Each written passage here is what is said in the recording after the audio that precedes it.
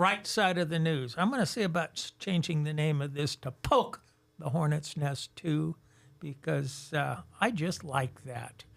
I've got a video here, and I'm Nick Gardner. I've got Leslie here with me, and this video is Stephen Gardner, and I forget what it's about, but it's pretty good. So let's go ahead and play that video, and we'll discuss it. How's that sound? Sounds great. It's just 2.5 minutes or so.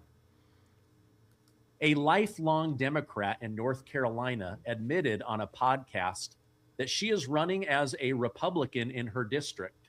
She says people are so stupid, they will vote for anyone with an R next to them. But her secret plan is to vote Democrat, giving Democrats another seat in order to deal with the emergency of Donald Trump. Listen to what she had to say. I'm not a real Republican. Like, I'm telling people the truth. I knock on a door and I say I'm running in the Republican primary, but I'm not a Republican. I'm a progressive. I'm running as a Republican in the Republican primary for Congressional District 14 because that is where the actual competition happens in our gerrymandered district. It happens in the primaries. Like, if you're in a district that is a lock for Democrats, that Democratic primary is where the competition is. And quite frankly, while the can't win strategy is about building for the long term and like building our bench and being ready for fair maps in 2030, we got to win right now because we are in an emergency, like a democratic emergency. And so the place I can win is as a fake Republican. The place I can win is as a fake Republican. And sadly, people in North Carolina are like, well, as long as there's an R next to your name, I'll vote for you. Even though they overwhelmingly voted for Donald Trump. Donald Trump gave them tons of money, cleaned up all the fake FEMA fraud. It's just sad to hear that. I hope that the people of North Carolina will wake up and not allow this to happen on their watch. Okay, two men. So there you go. And I think they got that strategy from Mary Rickert. Just put an R after my name, and all the dummies in Shasta County in my district will vote for me. See what that got you? How about Timmy Garmin? You know, the same thing. I've been complaining about it. How about Leonard Modi? You know, I think the only honest one about that was probably Kristen Schrader. Yeah. I'm a liberal. I'm a Democrat. I'm going to reign Reading with homeless. By the way, I've seen more out-of-town homeless lately. I've seen 5 or 6 in the last week. You can see they're out of town. They don't fit in here. I've never seen them before, and they stand out. You know, they're walking around talking to themselves and making gestures with them.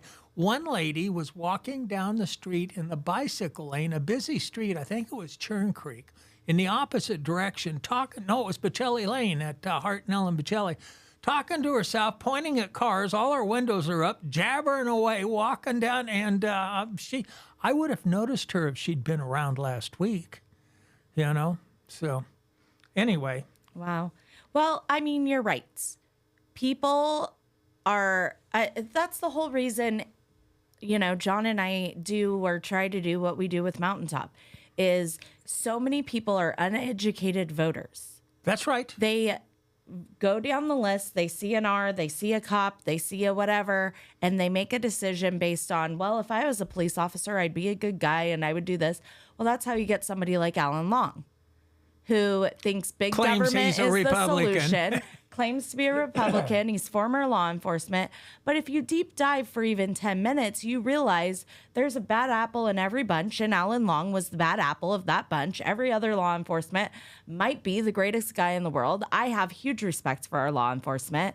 And, you know, when we're driving down the street and other kids go, oh no, the cops, I say, oh yay, the cops, you know, because they're here to keep us safe. Right. And so I've taught my kids, you respect them, you thank them when you see them. But I know that there's bad apples in every bunch, and Alan Long is that. Right. And like you said with Mary Rickert, she says she's a Republican. She checks all the boxes that she's a Republican. Yet if you look at her voting record and everything she ever said on the dais, she thinks big government is here to save us. She thinks that free money from California is the greatest thing since sliced bread. And she would love to make us indentured servants to the state. And she jumped on board just as soon as Kevin Cry got elected on the recall committee. She donated money. She donated beef to it. She helped fill out the cards. You don't do that to a fellow Republican. You don't do that to a fellow supervisor. I had a conversation yesterday with a guy that does taxes. I just started working for him, a month or so ago. And he told me that he was real happy with Joe Biden's policies. He doesn't like Trump. That the government's job is to spend money, and we should give money to people that are lower income spectrum, poverty level, because they spend it. And he just went on, and I got to thinking this morning, boy, I wouldn't want him doing my taxes. He'd make sure No. they got all the money they could. That's what I was thinking. I wasn't going to say it because I don't want to throw a rock in your work plan, but I would not go to that tax guy. Oh, gosh, yeah. And he just lectured me on, and he was serious. And he actually made a good argument. If you have an IQ over room temperature, you wouldn't go along with him. But if you're under that, he knows what he's talking about. Government's job is to spend money and keep the economy going. I didn't ask him where the money was supposed to. Well, actually, I didn't argue with him. I just listened to him mostly. But I wonder, what's fair about taking money from somebody that works hard and giving it to somebody that doesn't work hard? Because he thought it was a crime for people to save money and not put it back into the economy. I've got a problem with those people that have a lot of money and it's in the bank and not doing anything.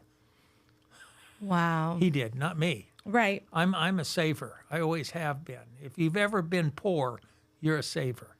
Yeah. Well, and that's the thing is he's 100% bought into the whole plan that they've tried to usher into America where you will own nothing and you'll be happy. Because if you're continuously spending and you're continuously just living paycheck to paycheck and barely surviving, you will own nothing. And you will have this false sense of happiness. But then when things go bad and a market crashes again, you have nothing to lean on. Well, you'll still get your benefits. You'll get your welfare. You'll get your food stamps. You'll get your HUD. Maybe. Well, if the whole economy collapses, they'll be overstealing from us. By the way, somebody stole my four-wheel lawn cart. It cost $339 to replace it. I bought it about 10 years ago for $10. I thought I saw a guy with it yesterday. I whipped around and it wasn't it. I was just going to dump his stuff out and take my lawn cart and see how it goes from there. But yeah, I went up to Holiday Market yesterday after the supervisors meeting, and I got a sandwich, and I went outside, and here's this guy's scroungy. He must have been about 5'8" or 5'10". Dirty, filthy clothes, dirty, filthy body, stringy hair, crummy mustache and beard, and a few teeth. He still had a few teeth. And I sat down the next table over. I said, "How are you today?" He says, "Well, I'm not doing very well." I said, "You want a half a sandwich?" Yeah, boy, he couldn't take that quick enough. And that's fine. And I talked to him because I talk to those people, and I don't degrade them. I don't give them a hard time. I ask them questions. "Where do you live?" "Well, he lives behind the gate down there underneath a tree, but he has to move quite often because there's a no camping ordinance in Redding." And I said, "Well, how do you like Redding?" He says, "I've never seen so much hate in my life." I said, "Really, where are you from?" "Well, he's from Minnesota or Minneapolis or some damn place back there." I said, "How'd you get here?" "Well, he was his mother gave him up at birth, and he found out through genealogy that his mother lived in Crescent City, so he went over to Crescent City, and she told him what a scroungy person he was and to get going and never come back. And then he had a medical episode, and they airlifted him over to Redding. "How long you been here?" He says, "Well, 7 or 8 years. I can't get back to the Mid-East where he wants to be." He won't go because he can't take his dog with him. And the fun just never ended. I says, "Well, of all the places that you've been, which is the worst?" "Redding. Redding's got more hate than I've ever seen." I said, "Well, how would you feel about it if you had to clean up all the trash after the homeless?" Well, they just cleaned up 6,000 pounds down where I was at 2 weeks ago. I bet there's 6,000 pounds back there now, isn't there? Well, yeah, probably. I says, why can't you pack it out? You packed it in. Why can't you pack it out? Well, my campsite's clean. Yeah, I'll bet it was.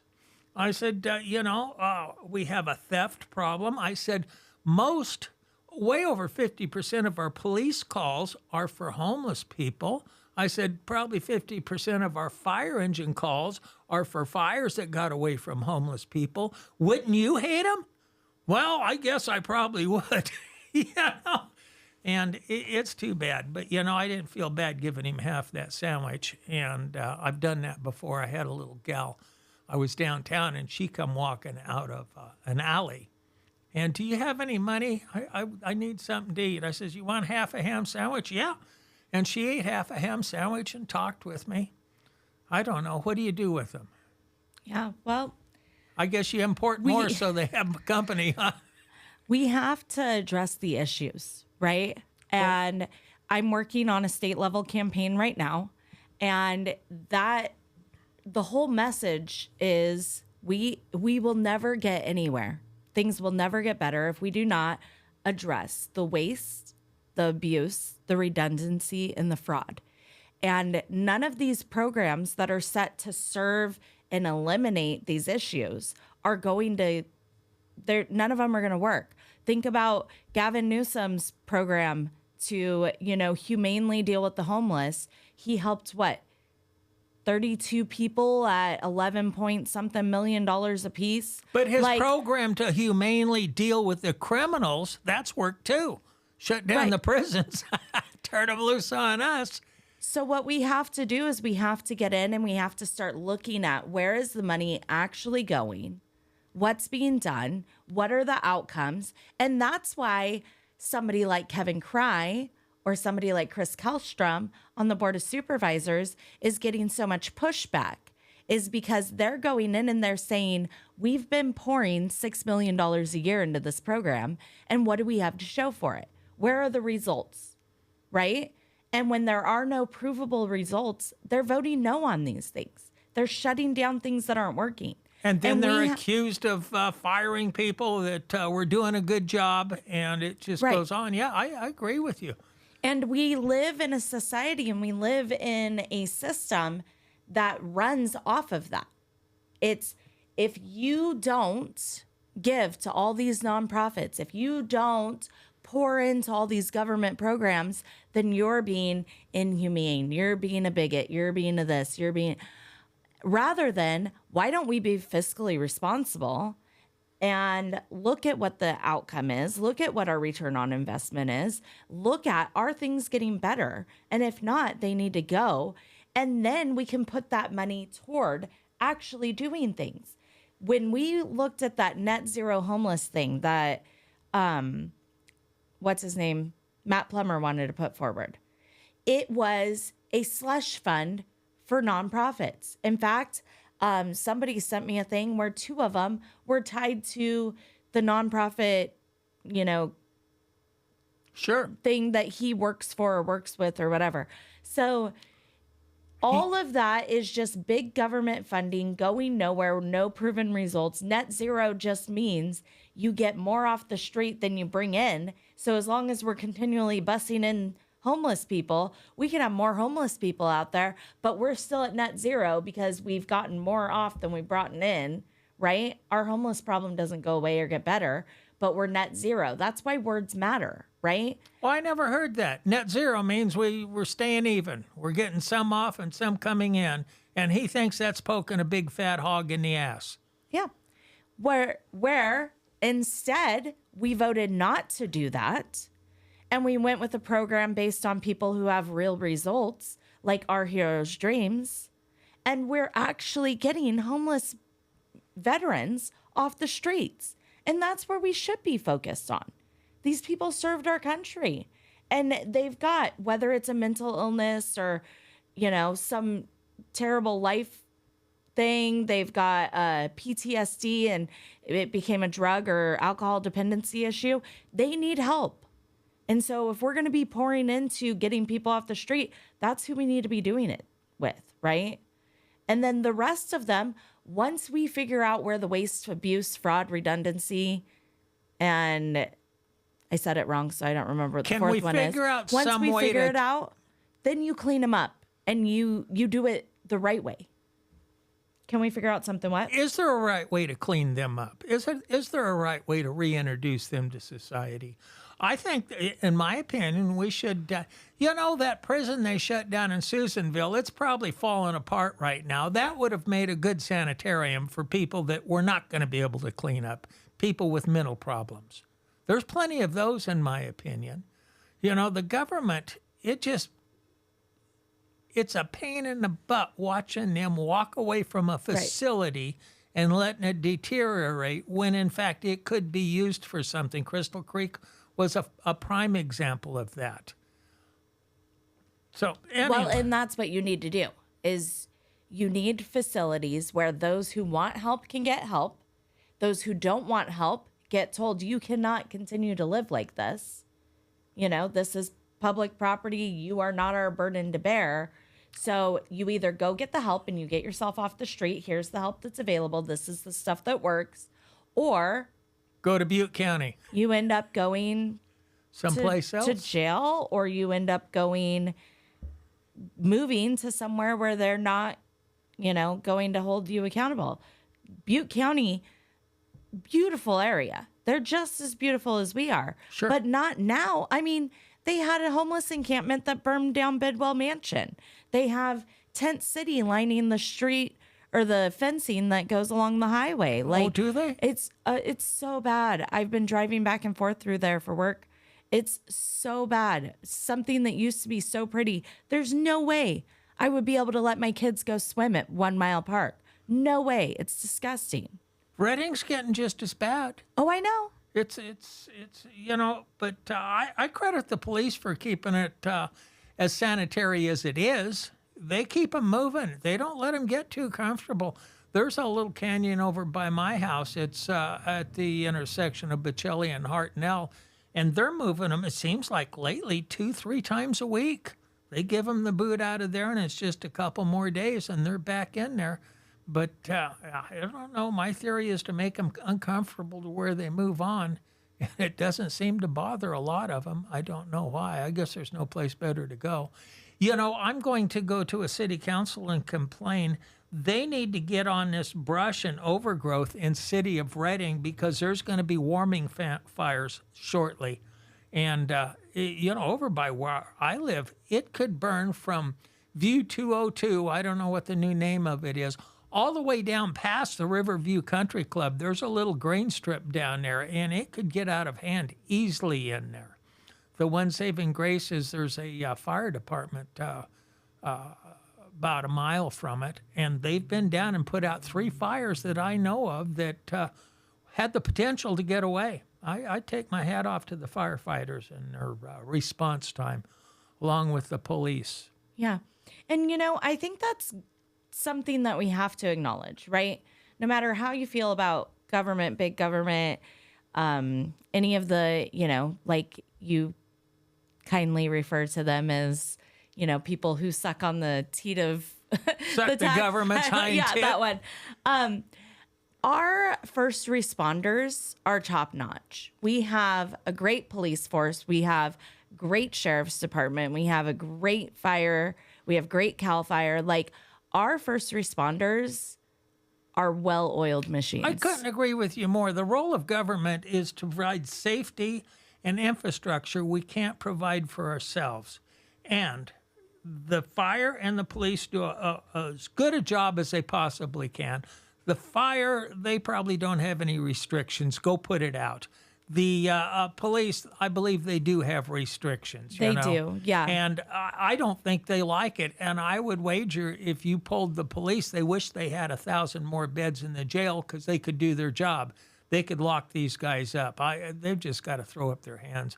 As far as the infrastructure goes, some of them aspects of it do a really good job. Some could use a little help, I believe. But yeah, I agree. That's okay. But here we are spending all our money on parks and bicycle lanes. Who in the hell made Redding a bicycle town? So it's funny every time you say it. Usually I'm back there where I can't say anything, but a lot of the street funding grants that we've put in for require a bike lane. So if you look at how they're structured and how they're built, because of that funding, the state wants everything to be a 15-minute city. So the state wants it to be bike friendly and, blah, blah, blah, own nothing and be happy. So they put into the grant funding, if you're getting grant funding for redoing your roadways, that you have to put in a bike lane. Well, if you look at how they're structuring it in Reading, and this is what I was told talking to one of the council members, and then I noticed it. When you look at how they're doing it, they have the bike lane and then there's surplus space on either side of the bike lane because that bike lane has to be there for so many years and then it can be repaved over or covered over with paint and then it can be a lane. So what they've done is they've taken the grant funding, they've got the one lane fixed, repaired, whatever, put in the bike lane in this excess so that once that term of having to have the bike lane is over, they can then just cover over the bike lane and make a second lane. You think they will? I'm hoping that really is the plan because infrastructure wise, we can use a second lane on a lot of those roads. And so it would make sense as there's growth. And by doing that, they got it paid for rather than us paying for it. And we can't. We still City pay of for Reading, it. We send all our money Well, to yes. Sacramento, and then we have to beg like welfare people to get it back so we can pave our streets. That's what leaves a sour taste in my mouth. And you're right on that. You're right. We are still paying for it. If I don't know it, it's not worth knowing, Leslie. Yeah. I've heard that same argument. I understand it, but we shouldn't be in the position to where we have to beg and get You're an right. okay for a grant to do a lot of things. I believe that the McConnell Foundation are the ones that want Reading to be a bike town, and they get their way with just about everything. You mark my words, they're going to wind up with a civic auditorium. Well, and they might. And, here's the thing. I always tell people in Shasta County, we have 3 types of derangement syndrome. We've got Trump derangement syndrome. We've got Bethel derangement syndrome. And we've got Kevin. Well, I used to say Kevin Cry derangement syndrome, but if you watch the way they're talking now, it really is just whoever the chair of the board is, they love to hate them because it was Patrick Jones derangement. Now it's Kevin Cry derangement. And now it's starting to seep into Chris Kellstrom derangement. And the sad thing is that derangement's growing like a cancer because I'm now seeing people on the conservative side come in and try to attack Chris for things that they don't have no clue what they're talking about. And so it's frustrating that we have these derangement syndromes that seek They in. have divided the conservative group in Reading. I see that, and I don't like it. Right. We should all be working in one direction. We should all be praising Clint Curtis and the job he did. And we still got those people that thought Joanna Francesca and Kathy Darling Allen did a good, transparent job, and we should be happy with them. And I don't know that any of the conservatives are arguing that. No, I just thought I'd throw that Right. in. But I will say, like, a lot of the divide has come from elections, and it's come from, what is legal, what is not legal, and those arguments back and forth. And it comes down to, it comes down to take your win and move on. And it comes down to the other what side, hill do you want to die on? the other And side is it won't worth accept the losing loss. everything else? Yeah. Because we've got, 1 or 2 groups of people that they're going to stick on one issue and they're going to divide every issue that we've got moving exactly forward what's happening. over, let's take our wins where we got them. Let's take the losses where we got them. Let's move forward so that we could stay united and continue on the path that we want to go. And instead, they're continuing to divide. And now we're rolling into an election cycle where if Aaron Resner gets elected over Kevin, we're doomed. She's the one who put us in a $12 million deficit in the city of Reading. And she can say, oh, Tanessa was there for the final decision. All she wants, Tanessa, and what she approved was this much of a mess this big that Aaron created. That's Right? 1 inch Tanessa, 1 yard Aaron. Right. And the thing is, based on the information that was given to her, she thought she was making the best decision she could make. And so the fact of the matter is we cannot afford to have Aaron Resner in there. However, if our own base is going to divide, I mean, I had somebody call me and say, what the heck is going on with R4 tomorrow and this whole thing with Clint Curtis? And why does Chris Kellstrom support Joanna and he's anti-Clint Curtis? When has he ever came out and said that? Well, I agree with you. I've never heard him say one way or the other. Never once. What he has said is, I'm going to keep a good working relationship with Joanna because if she gets voted back in, I have to work with her. And I'm going to keep a good working relationship with Clint Curtis because if he gets voted back in, I have to work with him. But he does not pull any punches. And he tells Joanna, this, and this, you were wrong. And I want to see changes. And with Clint, this, and this is not helpful. And you're hurting things. The thing is, Joanna had her opportunity to make changes that would satisfy us all, that would make transparency there. She could have walked right into that office, and she didn't. She didn't even attempt to make the election transparent. I agree. And there are so many sins that are unforgivable with her that I am not promoting her. I don't. And here's the thing, and I'll be completely transparent and honest. I don't know at the beginning that she got a fair shake because we went from completely asleep at the wheel, not covering anything, to all of a sudden we show up at the ROV office and we're, yelling and screaming. And we went from one extreme to the next. Okay, let me that ask very you this. first election. Let me ask you this. I wasn't there. What was the justification for putting up the bars? You just mentioned that you guys were yelling and screaming. Was it intimidating enough to where they needed to put bars up for safety? No. And I don't think it was intimidating enough even for, that first night. And I'm talking way back 6 years ago, the election where Kathy Allen Darling ran her own election, that election. It wasn't even intimidating enough where she needed to call all the law enforcement that she called. But what I'm saying is we went from completely asleep at the wheel, not showing up, not looking at anything, to we were there 24/7.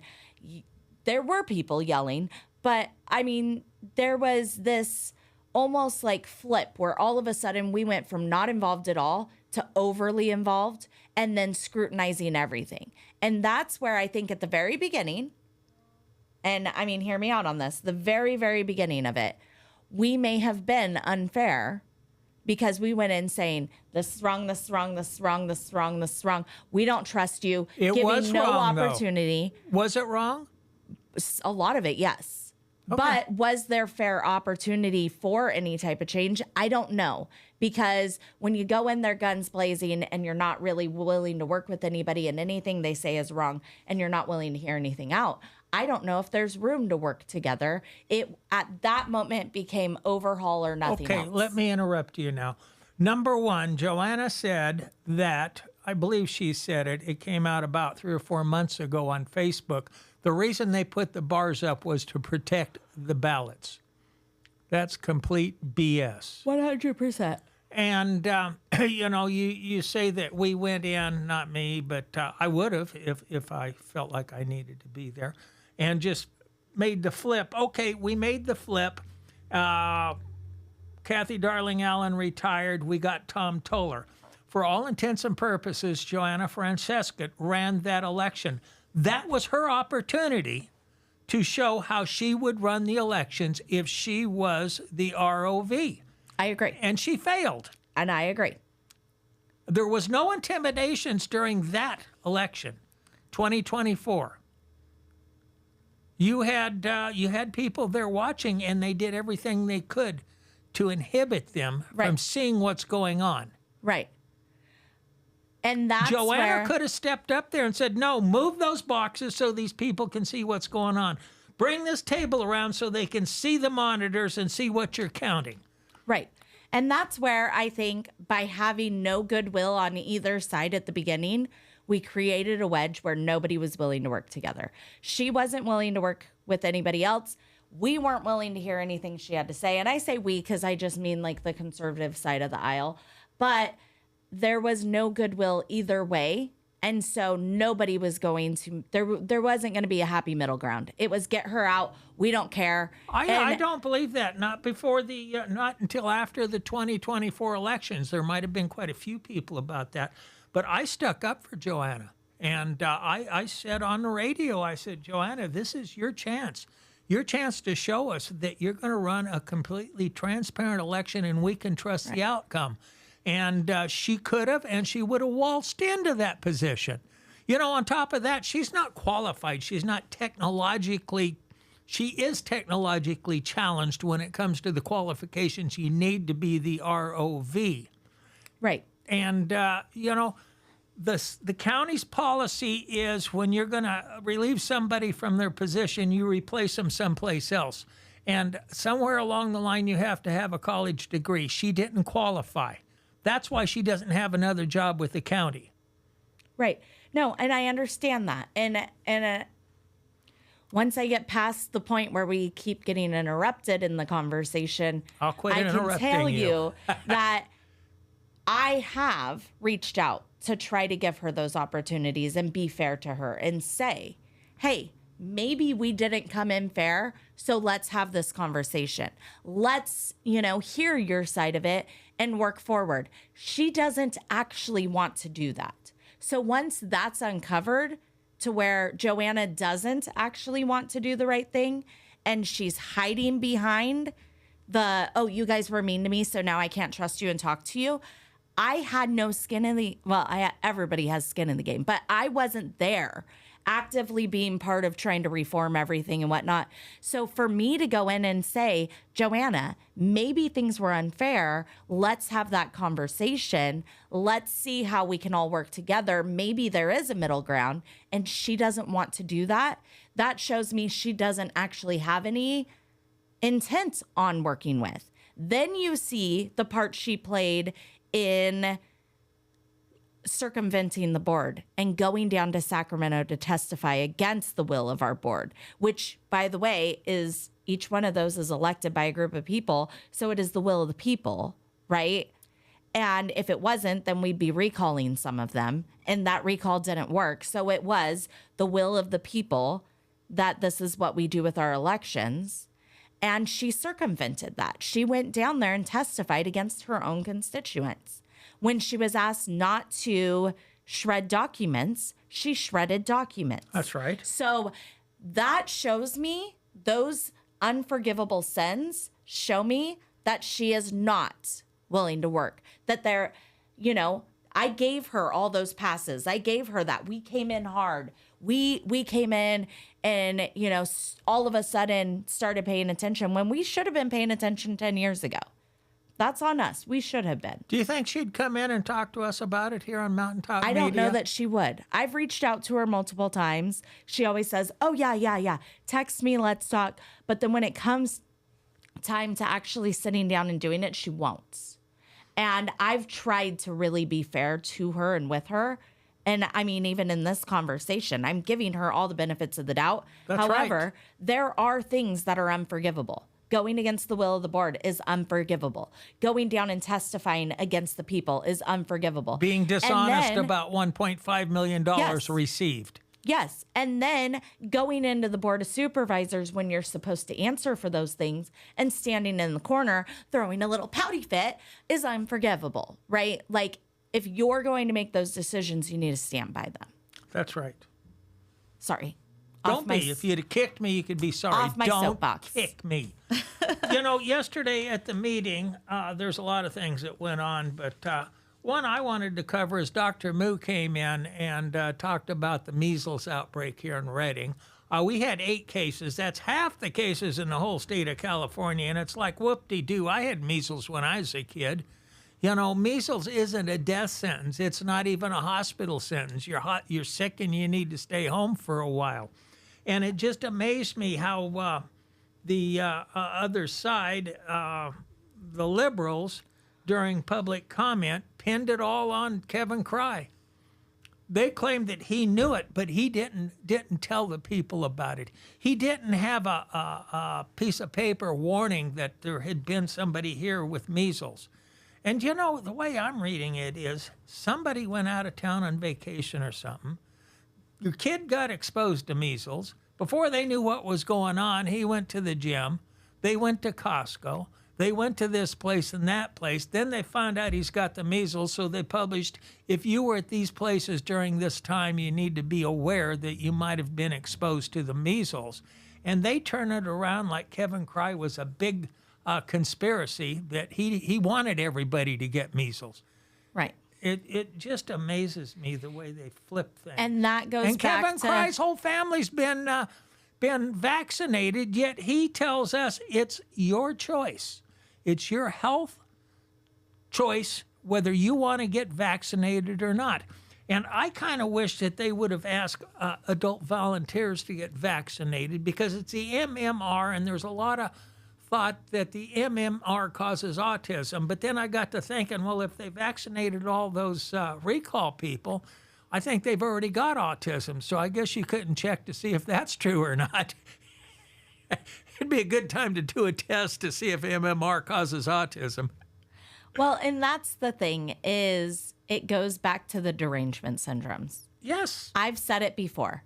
Kevin can hand out free puppies on a street corner, and they would claim that he, was doing it to cause a flea infestation. Like there's no winning when this group of people have a derangement syndrome. That's how Prop 50 ended up going through the state of California. They didn't say, hey, look, we're going to gerrymander these maps so that the only voice here truly is a liberal voice and the conservatives have no say in the state of California. We're going to change these maps so that every big conservative town is outnumbered by a big liberal city, and you're going to have no say and there's nothing you can do about it. They didn't advertise it as that. They didn't say, hey, the main person of Planned Parenthood's husband drew these maps because they don't have any special interest in what goes on in legislation, right? Planned Parenthood isn't fighting a battle with, the federal government trying to take away their funding and they want to get it back in California. No, we're not talking about that's why Prop 50 was written. It's Trump, Orange Man bad. Everybody vote for 50 because Orange Man bad and this is an answer to Trump. What?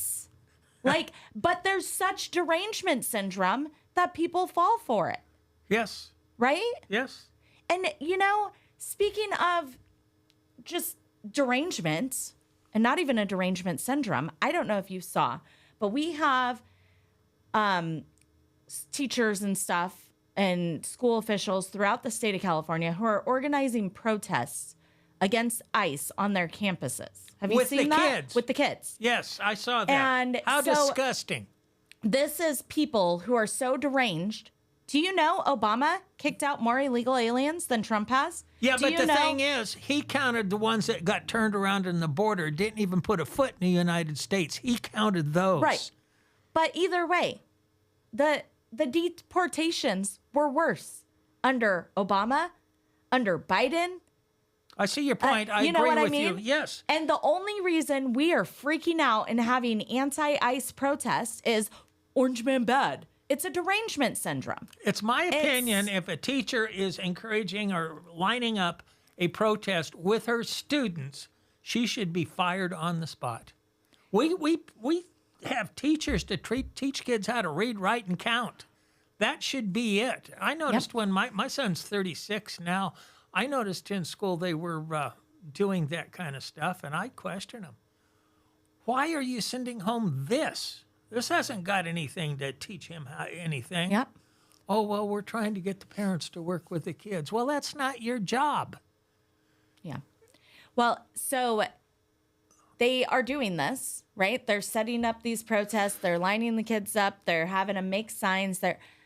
Scott Wiener, who is probably the most vile, evil, despicable, disgusting human being in the world, just did a huge social media post. If you haven't seen it, go look at it, where he is marching with the kids, holding a sign that says, I prefer ICE and my lemon, with a cup that looks like, I'm assuming, lemonade. Who's Scott but Wayner? He is one of the legislators in Sacramento who's running for Congress so that he can go to DC and ruin the whole country. But geez. he's done most of the anti-parental rights legislation. He's doing all the LGBT stuff to try to transition our children. He is vile and disgusting and a terrible human being. He's not as bad as Georgia Senator John Ossoff. He had some kind of a rally, and he required a government-issued photo ID to get into his rally. Yet he opposes ID with a picture on it to vote, to register to vote, and to go vote.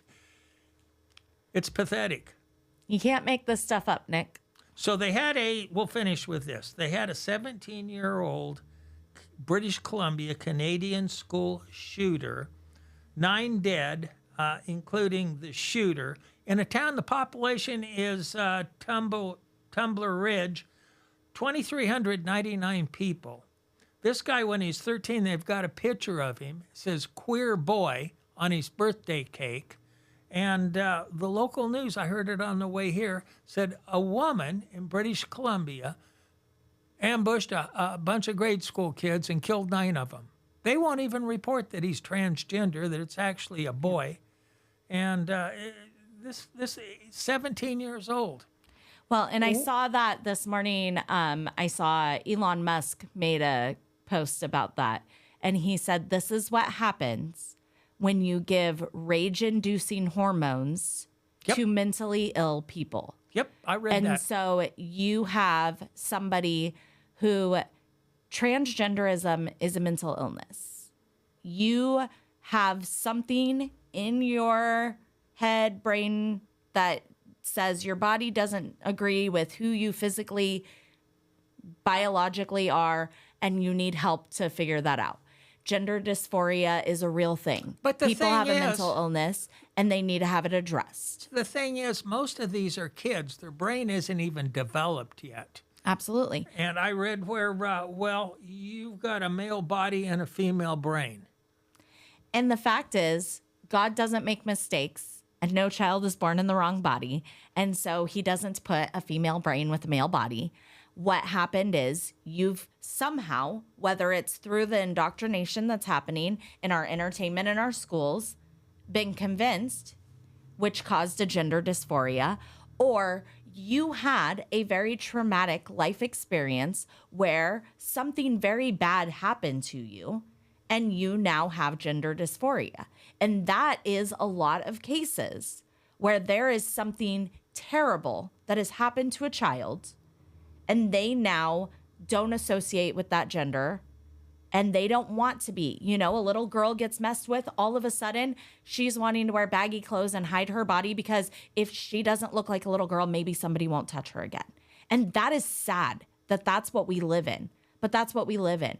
And so we have to treat the issues. We have to get all pedophiles and weirdos taken care of and off the map. Like, in the back alley, shot in the rid back of it. the head. It needs to be capital punishment for any crime against children, period. That I will agree solve with a lot you. of it. I agree with you. Right? And on then the spot. anybody else who's having some sort of mental issue because of confusion or whatever needs to deal with that in a mental capacity before we ever introduce hormones, drugs, and that type of stuff.